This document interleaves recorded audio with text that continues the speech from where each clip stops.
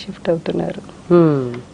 అంటే ఇప్పుడు ఏ ఏ కంట్రీస్లో మన భారతీయ విద్యార్థులకి ఈ కామర్స్ కోర్స్ చేసిన వాళ్ళకి ఎన్ని కంట్రీస్లో ఆపర్చునిటీస్ ఉన్నాయంటారు? నెంబర్ ఆఫ్ కంట్రీస్ అండి. అంటే వాళ్ళు కెనడా కానీ, యుఎస్ కానీ, ఆస్ట్రేలియా కానీ, జర్మనీ కానీ, జపాన్ కానీ, బిజినెస్ అనాలిసిస్ కోర్స్ అయితే వరల్డ్ వైడ్లో ప్రపంచం ఏ మూలనైనా బతకవచ్చు.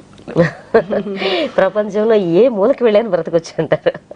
అంటే ప్రతి దేశంలోనూ కూడా అకౌంటింగ్ అనేది ఖచ్చితంగా ఉంటుంది. ప్రతి కంపెనీకి ఉంటుంది, ప్రతి సంస్థకి అవసరమే, ప్రతి మనిషికి కూడా అవసరమే. అంటే వాళ్ళకి ప్రతి సంవత్సరం ప్రతిరోజు కార్యకలాపాలు కూడా స్టార్ట్ అయ్యేది మన బ్రషింగ్ చేసుకునే దగ్గర నుంచి టూత్ పేస్ట్ బ్రష్ తయారు చేసేది కూడా అన్ని బిజినెస్ సంస్థలే కదా, వ్యాపార సంస్థలే. తప్పదు అది. మార్నింగ్ లేచినప్పటి నుంచి నైట్ పడుకునే వరకు కూడా మనం యూజ్ చేసే డిఫరెంట్ అంటే రకరకాల వస్తువులను తయారు చేసేవి కూడా వ్యాపార సంస్థలే కదా.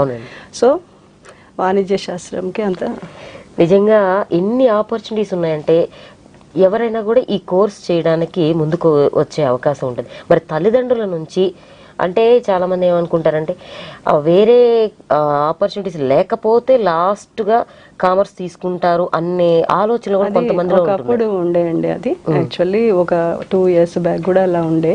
కానీ ఇప్పుడు తల్లిదండ్రులలో కూడా మార్పు వస్తుంది, విద్యార్థులలో కూడా మార్పు వస్తుంది.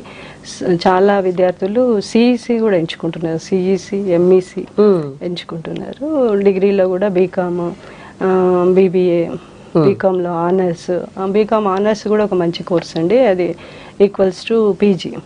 BCom honours is equals to PG. All MCom subjects అందులో ఉంటాయి. అంటే ఎంకామ్ సంబంధించి కూడా ముందే ప్రిపరేషన్ ఉంటుంది.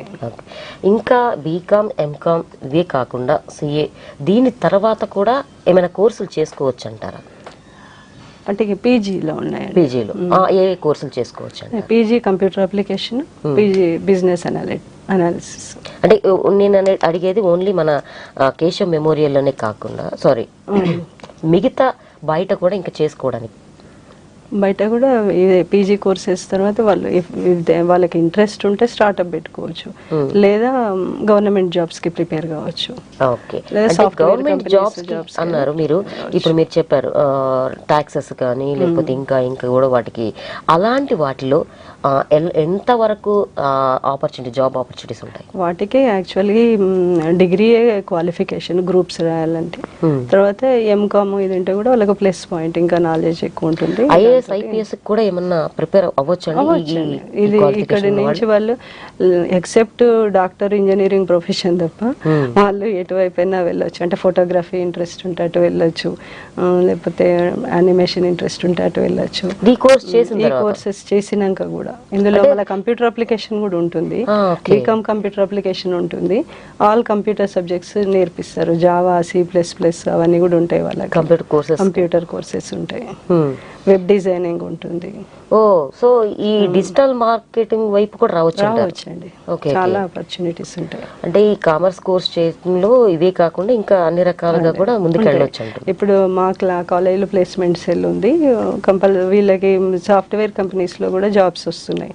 యాక్సెంచర్ సెలెక్ట్ చేసుకుంటుంది, జెన్పాక్ సెలెక్ట్ చేసుకుంటుంది. Recently 2 days back Genpact 35 students select చేసుకుంది. కాలేజ్ అంటే సాఫ్ట్వేర్ ఇండస్ట్రీకి చాలా నీడ్ ఉంటుంది. ఎందుకంటే బిజినెస్ అనాలిసిస్ కోర్సులో కంప్యూటర్ ఉంటుంది, డేటా అనాలిసిస్ రిలేటెడ్. తర్వాత బీకామ్ కంప్యూటర్ అప్లికేషన్లో కూడా మొత్తం computer related subjects along with commerce courses ఉంటాయి అన్నమాట.